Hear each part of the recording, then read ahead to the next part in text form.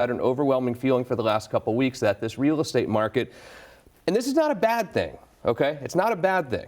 You can absolutely take advantage of this, but I feel like there is a significant correction in this real estate market that is happening right now. This is not 2008. This is not 2009, 10. This is not a collapse of the real estate market, but I feel an overwhelming sense of a correction in this real estate market. Is that happening? We're going to answer that question by asking real questions. Every weekend here on the program, we ask real questions to the truly trend-setting people in Central Florida's real estate community. They're the same age. Amazing We're agents. We're not going to say the age. I'm never. Well, it obviously starts with a 3. We know that. No, yes, definitely, for sure. For the first time in a while. And we're Capricorns. And, yeah. Is that's some kind of like popcorn or something? I don't even know what a Capricorn means. JJ Mackel, first time I've seen you in a while. How are you? Good to see you. I'm amazing. Thanks for having us. Holly Kroll, I haven't seen you in 2 days. Yes, we were on a cruise together a couple of days ago. Welcome to the show. You can agree with me or disagree, okay? I feel a significant correction coming in this market as we speak. JJ Mackel. I think we all agree on that one. I think with the insurance and then also with the rates, they're supposed to come down, I think, in the next coming year. But yes, there's been definitely more of a seller and a buyer market. Yeah. What do you think, Holly? And you can disagree. I'm not trying to scare anyone, but my job is to tell you what is really going on, and I feel a significant correction going on. Well, I think the term that we use is a balanced market. So just like JJ said, it's it's good for buyers and sellers. Yeah. So is there something to be said for this might be good for people having this correction? Because again, during COVID, the market went up so quickly where people were getting priced out, and it was 20 people in line to make an offer on a house. Could it be seen as a good thing for this market? I think it is. I mean, you can always put things in a positive light. I think sellers are starting to take care of their houses more and update items for insurance purposes and making them more competitive on the market. And buyers are, able to ask for reasonable updates or concessions. A lot of them are asking to buy the rate down. So, I mean, I think we're seeing, a lot more fairness. These are tough conversations, though, to have with sellers when you're the listing agent, because the last 3 years, essentially they could ask whatever they want and get it. And now we're listing a house at a certain price. And when someone lists a house at a price, they've already kind of done the net in their head. They're like, I'm going to walk away with this much. When there's not a lot of activity, you as the listing agent have to say, we need to drop the price. These are tough conversations. How do you have them?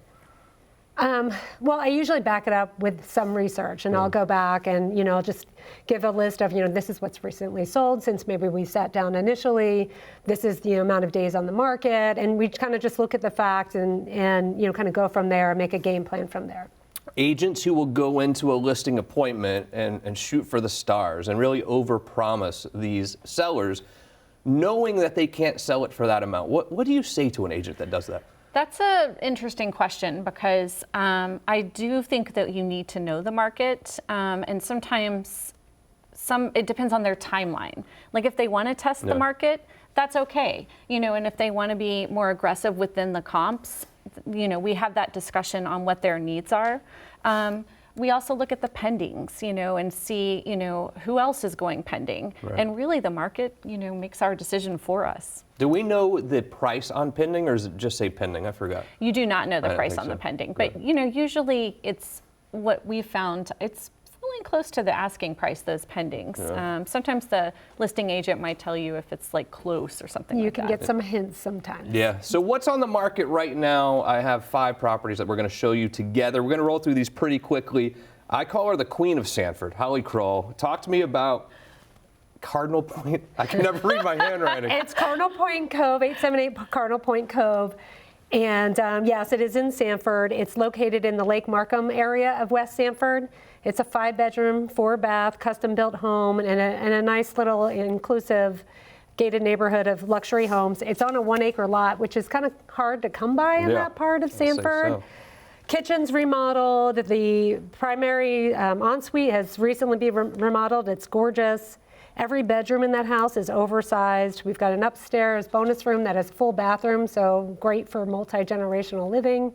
It's got a pool and lanai, all the things that you would expect at this price point. Roof was just installed. I know JJ talked about the insurance, things that are important for insurance.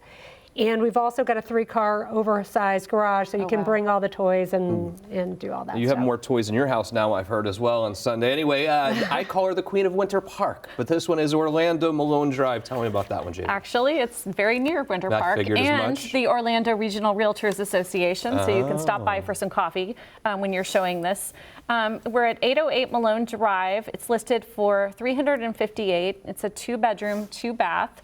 It has 1,292 square feet, single story, and it's beautifully renovated. There's not any carpet anywhere. It's all luxury vinyl flooring, which is wonderful. The area is amazing. You can be a member of Kingswood Manor Association, and that gives you access to a community pool, also pickleball. I love it. And it also gives you access to a lake and a dock, so that's pretty fabulous.